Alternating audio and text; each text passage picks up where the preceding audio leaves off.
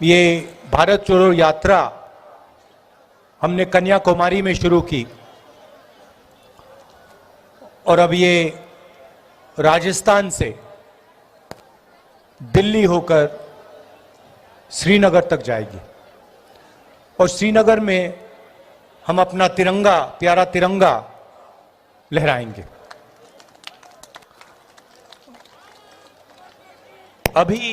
अभी आपने कहा कि ये 3700 किलोमीटर की यात्रा है,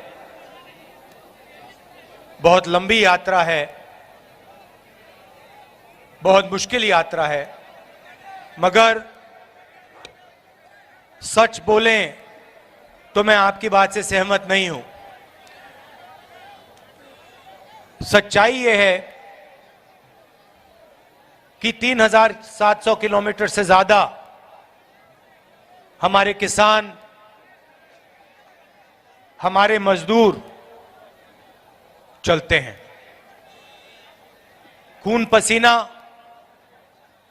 अपना देते हैं, देश को देते हैं और इन सड़कों पे जिंदगी भर हजारों किलोमीटर चलते हैं। तो सच्चे तपस्वी वो हैं, देश के किसान, देश के मजदूर। और बीजेपी की जो सरकार है, दिल्ली की सरकार है, वो हिंदुस्तान के जो तपस्वी हैं, जो इस देश के लिए काम करते हैं, उन पर आक्रमण कर रही है। पूरा का पूरा फायदा जो आपका धन है उनके 2-3 उद्योगपतियों मित्र को दिया जा रहा है और जो किसान को मिलना चाहिए, जो मजदूर को मिलना चाहिए, जो छोटे दुकानदारों को मिलना चाहिए, स्मॉल और मीडियम बिजनेस चलाने वालों को मिलना चाहिए, वो उनको नहीं मिल रहा है। ये आज देश की सच्चाई है। आप इनकी पॉलिसीज देखिए, किसान के लिए ये 3 कानून, काले कानून लाए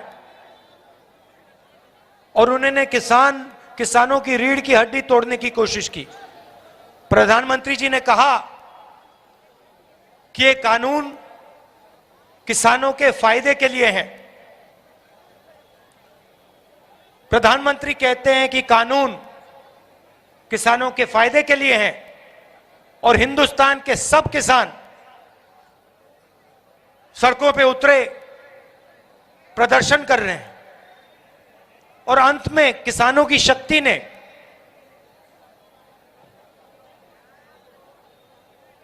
किसानों की हिम्मत ने काले कानूनों को रद्द किया और प्रधानमंत्री को पीछे हटना पड़ा। ये छोटा काम नहीं है। 1 साल लगे, 1 साल किसानों को सड़कों पे रखा, बारिश में, तूफान में, ठंड में, गर्मी में, मगर किसान पीछे नहीं हटे। वही जो किसानों के साथ करने की कोशिश की, वही हर रोज छोटे दुकानदार, स्मॉल और मीडियम बिजनेस चलाने वाले लोग, उनके साथ नोटबंदी और गलत जीएसटी लागू करके इन्होंने की। आप किसी भी दुकानदार से पूछ लीजिए, किसी भी छोटे बिजनेस चलाने वाले व्यक्ति से पूछ लीजिए, वो आपको बताएगा कि ये जो कानून है, 2 कानून है, नोटबंदी और गलत जीएसटी, ये कानून नहीं है, ये हथियार हैं। ये गरीबों को चोट पहुंचाने के, छोटे बिजनेस वालों को, स्मॉल और मीडियम वाले बिजनेस वालों को चोट पहुंचाने के हथियार हैं और इनका लक्ष्य हिंदुस्तान के अरबपतियों का फायदा करवाना और जो आपका है, छोटे दुकानदारों का है, स्मॉल और मीडियम बिजनेस वालों का है, वो उनसे छीनकर हिंदुस्तान के सबसे बड़े उद्योगपतियों को दिलवाने का है। नतीजा क्या हुआ? भाइयों और बहनों, रोजगार बड़े उद्योगपति नहीं देते।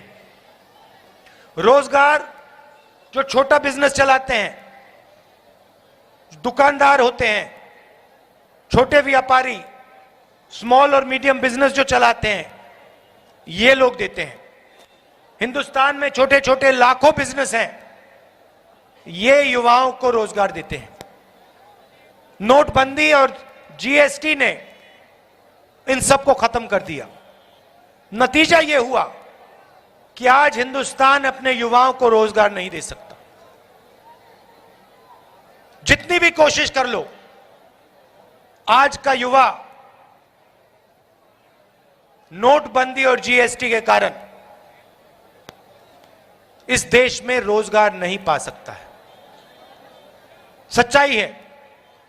यह रास्ता बंद किया, दो और रास्ते हैं। एक रास्ता पब्लिक सेक्टर का, पब्लिक सेक्टर की सब कंपनियों को, बीएचईएल, रेलवेज, तेल की कंपनीज को, सबको एक के बाद एक ये प्राइवेटाइज कर रहे हैं। तो पहले जो गरीबों के लिए रास्ता था, रोजगार का रास्ता था, उसको भी इन्होंने बंद कर दिया है। और अंत में जो सरकारी नौकरियां होती हैं, जो राजस्थान की सरकार अभी भी देती है, स्कूल्स में, कॉलेजेस में और स्वास्थ्य के जो सिस्टम में, अस्पतालों में, सरकारी अस्पतालों में, उन सब को नरेंद्र मोदी जी की सरकार और जहां भी बीजेपी की सरकारें हैं, वो एक के बाद एक बंद कर रहे हैं। तो रोजगार के सारे रास्ते बंद हो रहे हैं और इसके कारण देश में डर पैदा हो रहा है और डर को बीजेपी के लोग नफरत में बदलते हैं। इसीलिए हमने ये यात्रा शुरू की, कन्याकुमारी से कश्मीर। बेरोजगारी के खिलाफ, जो महंगाई नरेंद्र मोदी जी की सरकार बढ़ाती जा रही है, जो पेट्रोल के दाम बढ़ते जा रहे हैं, जो गैस के सिलेंडर के दाम बढ़ते जा रहे हैं, इसके खिलाफ देखिए ताली बज रही है। यूपीए के समय 400 रुपए का गैस सिलेंडर होता था। यूपीए के समय 400 रुपए का गैस सिलेंडर होता था, आज 1100 रुपए का है। यूपीए के समय 60 रुपए का पेट्रोल होता था, आज 107 रुपए का है। और भाइयों और बहनों, हम सब जानते हैं कि सबसे ज्यादा महंगाई की चोट हमारी माताएं और बहनों को लगती है। सबसे ज्यादा चोट उनको लगती है।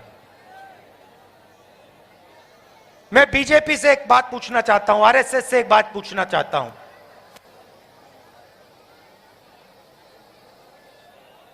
पहले एक नारा हुआ करता था, पूरे देश में नारा चलता था, आपने सुना है, जय सिया राम। सुना है आपने? सुना है? जय सिया राम मतलब सीता और राम का नारा। भाइयों और बहनों, सीता के बिना राम हो सकते हैं? सवाल नहीं उठता। सीता के बिना राम नहीं हो सकते, राम के बिना सीता नहीं हो सकती है। देखो, आप ये बात समझ गए। राजस्थान का किसान, राजस्थान का मजदूर ये बात समझ गया। तो अपने नारे से आरएसएस और बीजेपी के लोगों ने सीता मां को क्यों निकाला है? सीता माता को क्यों निकाला नारे से? वो कभी जय सिया राम क्यों नहीं बोलते?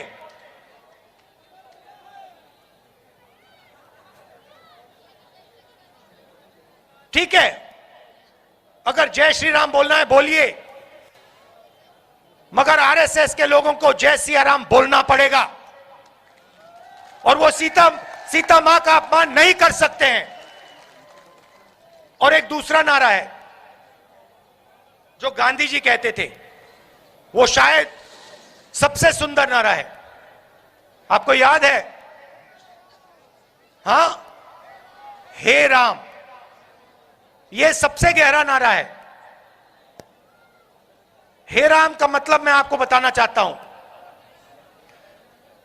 जो शब्द गांधी जी ने गोली खाने के बाद कहे थे 3 बार, हे राम हे राम हे राम, उस नारे की गहराई और गांधी जी की सोच मैं आज आपको बताना चाहता हूं। हे राम का मतलब, जो राम भगवान थे उनकी एक सोच थी, उनके दिल में एक भावना थी, उनका जीने का तरीका था। वो सबका आदर करते थे, वो नफरत किसी से नहीं करते थे, वो सबसे प्यार करते थे, सबसे गले लगते थे। वो भावना को हम हे राम कहते हैं। और जब हम हे राम कहते हैं, हम निर्णय करते हैं कि जो राम जी की भावना थी उस भावना से हम अपना जीवन जिएंगे। यह है मतलब हे राम का। यह भी नारा आरएसएस के लोग भूल गए हैं।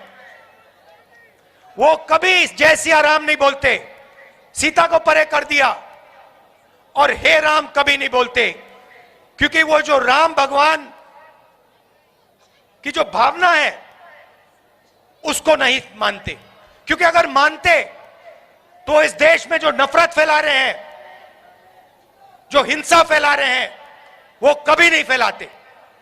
जो किसानों के साथ वो अत्याचार कर रहे हैं, जो युवाओं को वो बेरोजगार बना रहे हैं, जो महिलाओं का वो अपमान कर रहे हैं, वो कभी नहीं करते।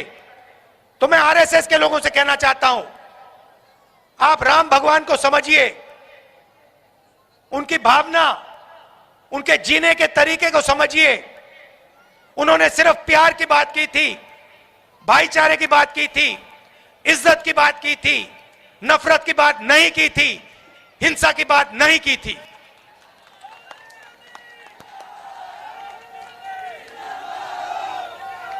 तो जब भी आपको कोई आरएसएस का व्यक्ति मिले या बीजेपी का व्यक्ति मिले, कांग्रेस के कार्यकर्ता और राजस्थान की जनता, आप उनसे कहो पहले हे राम बोलो और फिर जय सिया राम बोलो। आप दूर दूर से आए, यात्रा में आपने इतना समर्थन दिया, आज लाखों लोग हमारे साथ चले हैं, आपने प्यार दिया, पूरा का पूरा आपने अपना दम लगा दिया, आपने हमारी मदद की। आमतौर से आदमी यात्रा पे सुबह उठता है, थकान नहीं होती, शाम को थोड़ी सी थकान हो जाती है। इस यात्रा में जादू सा है, हम सुबह उठते हैं, थकान नहीं होती। अभी हम 6-7 घंटे चले हैं और ऐसा ही लग रहा है कि आज अभी अभी उठे हैं, अभी अभी यात्रा शुरू की है। और ये आपकी देन है, हम अपनी शक्ति का प्रयोग नहीं कर रहे हैं, आपकी शक्ति इस यात्रा की मदद कर रही है और आपकी ही शक्ति तिरंगे को श्रीनगर में लहराएगी। आप सबका दिल से बहुत बहुत धन्यवाद। नमस्कार, जय हिंद।